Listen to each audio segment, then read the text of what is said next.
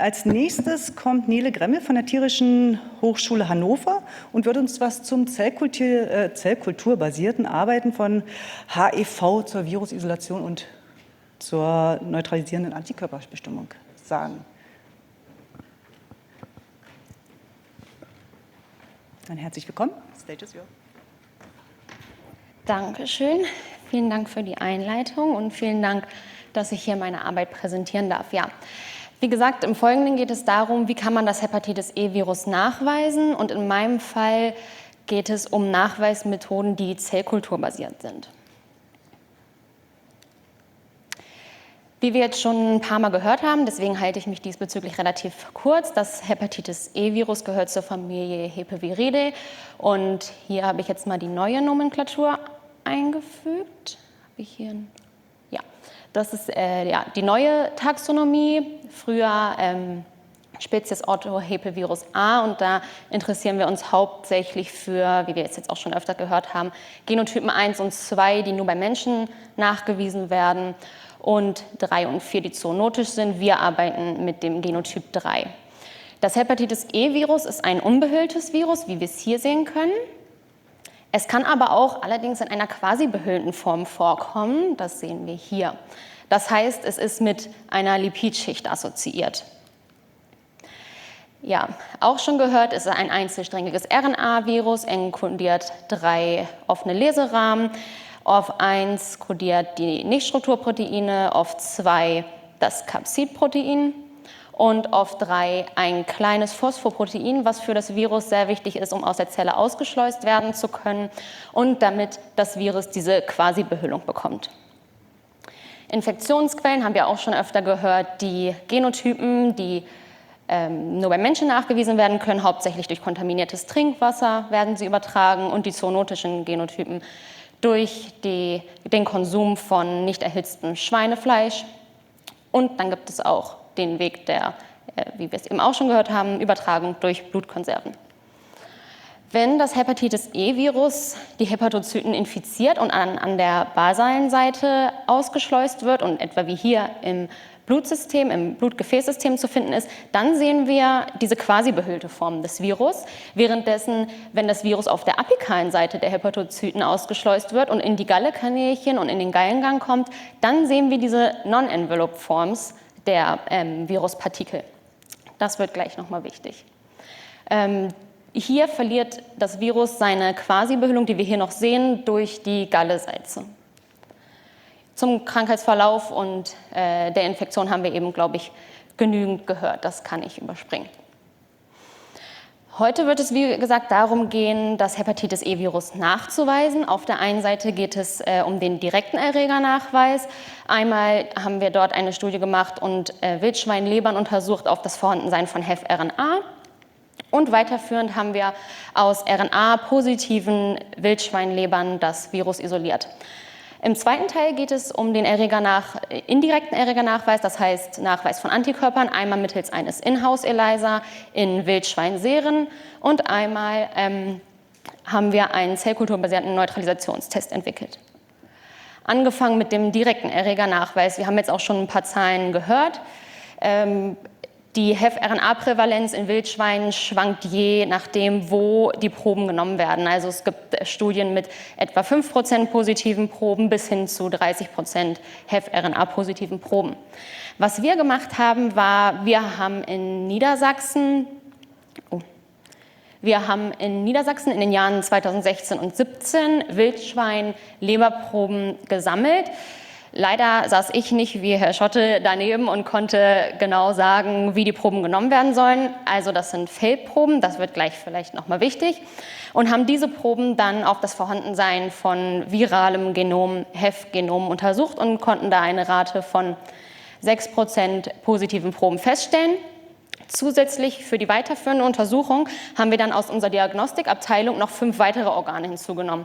Das waren 3 Wildschweinlebern sowie eine Niere und eine Milz eines Hausschweines bzw. 2 Hausschweinen stammt, die auch positiv auf das HEV-Genom getestet wurden.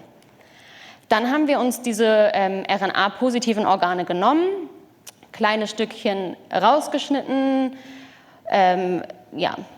homogenisiert in Medium und nach mehreren Zentrifugations- und Filtrationsschritten haben wir dann diesen Überstand auf native PLC-PRF5-Zellen gebracht. Das ist eine humane Häpatomzelllinie.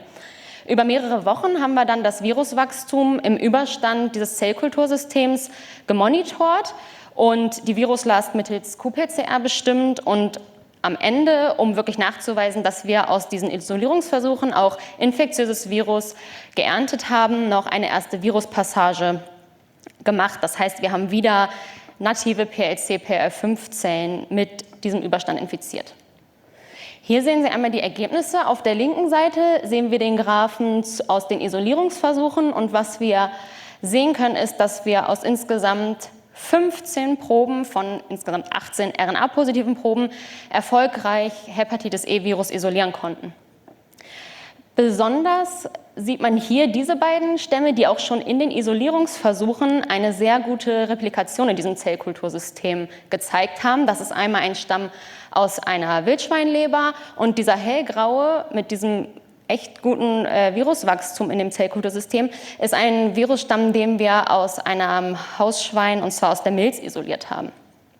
Auf der rechten Seite sehen wir dann nochmal das Viruswachstum aus der ersten Viruspassage und da können wir auch sehen, dass wir jedes Isolat aus allen Organen erfolgreich passagieren konnten und was wir da auch ganz gut sehen können, ist, dass dieses Zellkultursystem für das HEV-Wachstum sehr effizient ist. Also wir haben sehr hohe Viruslast im Überstand und ich habe es jetzt zeittechnisch nicht mitgebracht, aber auch die Immunfluoreszenzbilder dieser Zellen zeigen, dass sehr, sehr viele Zellen infiziert sind. Und das ist ja auch erst in den letzten Jahren, dass wirklich effiziente Zellkultursysteme für das Hepatitis-E-Virus etabliert werden konnten. Das heißt, wir haben aus insgesamt über 222 Wildschweinlebern 13 positiv auf HEV-RNA testen können. Und ein Großteil, wie eben gezeigt, 83% dieser Proben enthielt noch infektiöses Hepatitis-E-Virus. Und wie ich eben gesagt habe, wir saßen bei der Probennahme nicht dabei. Das sind alles Feldproben. Das heißt, die Wildschweine wurden vielleicht nicht sofort aufgebrochen, die Proben wurden nicht sofort gekühlt. Und das ist nochmal ein Hinweis darauf, wie stabil HEV ist. Wir konnten erfolgreich diese Stämme isolieren aus Proben, die nicht so sensibel, sagen wir mal, oder optimal gelagert wurden und sofort bei minus 20 Grad gekühlt wurden. Und des Weiteren konnten wir nicht nur aus Wildschweinlebern, sondern auch aus einer Milz eines Hausschweines HEV isolieren.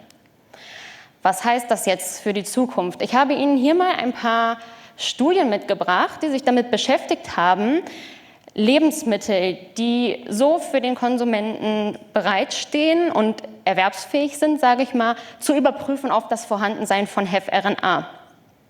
Wir sehen eine Studie aus Deutschland, da sind etwa 10% aller Schweinefleischprodukte, die Lebern enthalten, positiv auf HEV-RNA getestet worden.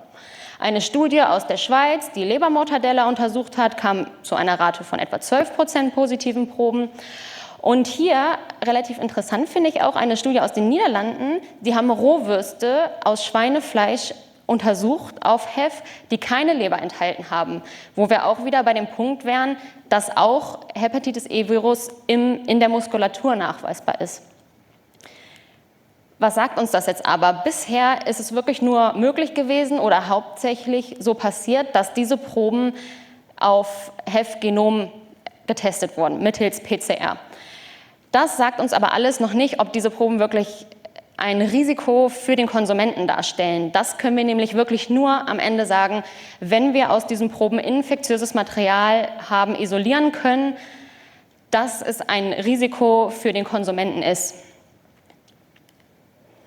Zu dem indirekten Erregernachweis. Wir haben einen Inhouse-ELISA bei uns etabliert und damit über 340 Wildschwein-Serumproben untersucht auf das Vorhandensein HEV-spezifischer IgG-Antikörper.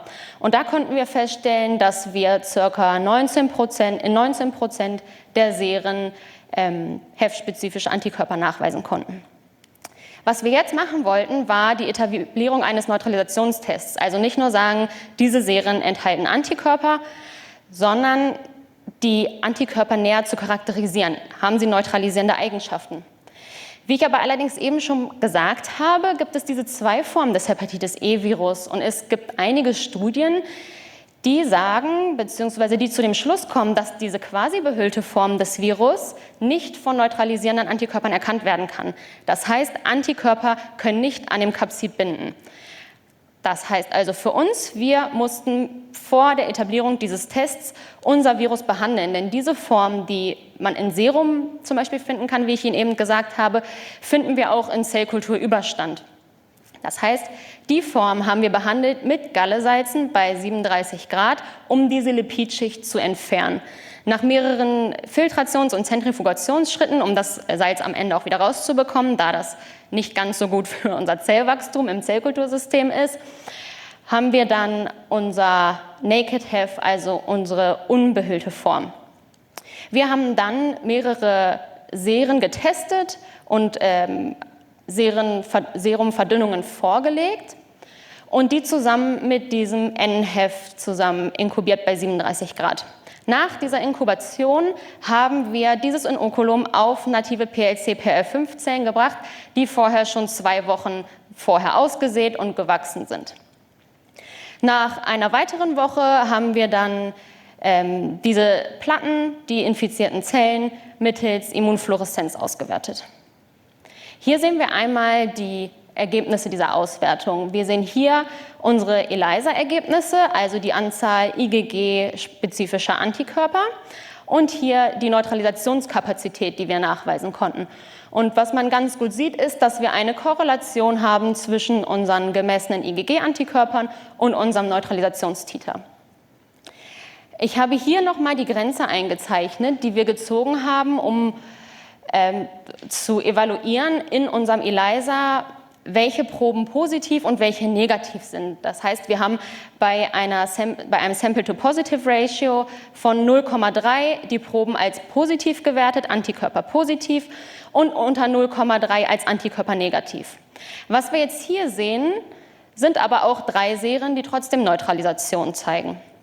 Das kann unter anderem sein, dass wir eine höhere Sensitivität in unserem Neutralisationstest haben oder aber, dass wir hier eine geringe Neutralisation bedingt durch IgM-Antikörper haben, weil, wie ich gesagt habe, in unserem Inhouse-ELISA wurden nur IgG-Antikörper gemessen. Auch können wir hier sehen, dass wir Seren haben, die keine Neutralisation zeigen, aber positiv im ELISA sind. Das kann natürlich sein, dass wir da einfach nicht neutralisierende Antikörper im ELISA gemessen haben. Zusammenfassend, also 19% der untersuchten Wildschweinseren wiesen HEF-spezifische Antikörper auf. Wir sehen eine Korrelation der ELISA-Ergebnisse mit den Neutralisationstitern. Was auch sehr interessant ist, wir haben für den Neutralisationstest eine humane Zelllinie genommen.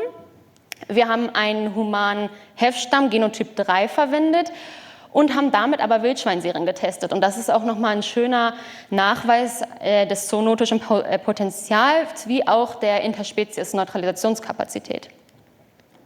Wie eben schon gesagt, wir sehen auch geringe Neutralisation bei eigentlich ELISA-negativen Seren, kann bedingt sein durch IgM oder eine höhere Sensitivität unseres Neutralisationstests. Und wir sehen bei 2 Seren keine Neutralisation, trotz Positivität im ELISA, was auf nicht neutralisierende Antikörper oder eine höhere Spezifität unseres Neutralisationstests hinweisen kann. Jetzt als Outlook, was wir jetzt auch schon viel gehört haben, ist der Unterschied zwischen einer akuten Hepatitis-E-Erkrankung und einer chronischen Erkrankung.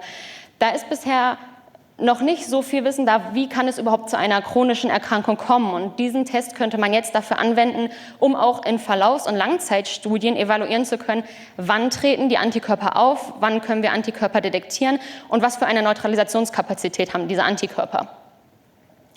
Ein weiteres Feld wäre noch das Hepatitis-E-Virus, ohne jetzt ganz zu weit auszuschweifen, produziert oder es werden 2 verschiedene Formen des Capsids produziert im Wirt.